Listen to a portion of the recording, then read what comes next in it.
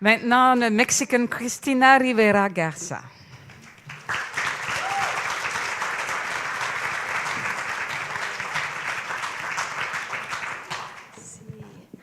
Buenas noches. ¿Cómo están? Hey, that sounded so good. It's always good to hear Spanish alive and well across the globe. Thank you for that. I'm actually very happy to be here. Thank you for the invitation, and thank you to all the members of the team to make this possible. It's great, and that was beautiful, Claire. Thank you. I loved it. I wrote a couple of notes here, but my handwriting has become awful over time. Let me see how I do it reading it. So, time, tree, and page. To me, these three terms underline the material aspects of our shared practice as writers, or at least what I see myself doing as a writer. They define both the origins, the contours, the limits, and the heart that lies at the very core of what we do. You know, for a while, stereotypical views of literature portrayed writers as more or less bodiless entities, mysteriously downloading words thanks to a genius as inexplicable as sublime, usually also working in very abstract contexts. I am obviously exaggerating, but you get the point.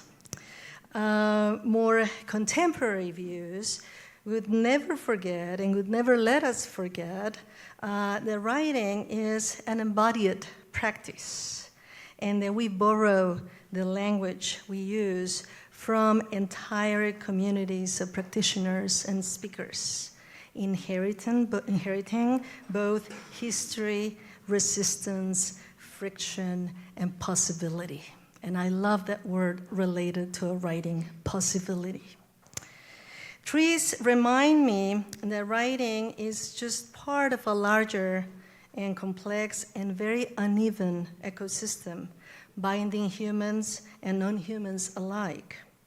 Writing grows in territories usually in dispute, both in terms of the ground and the air, the soil, and the atmosphere.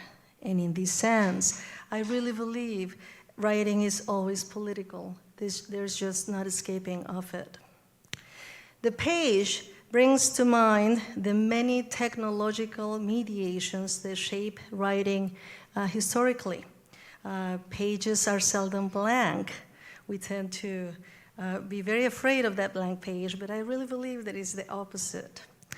Both in terms of them as paper and as a frame of our writing, they brim also with strife and contention even before the first word or sentence is written on them.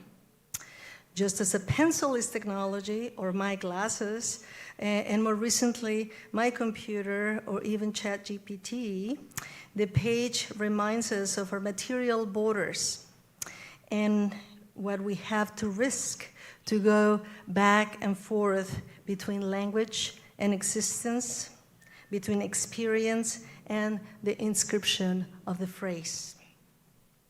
Ultimately, writing is time condensed.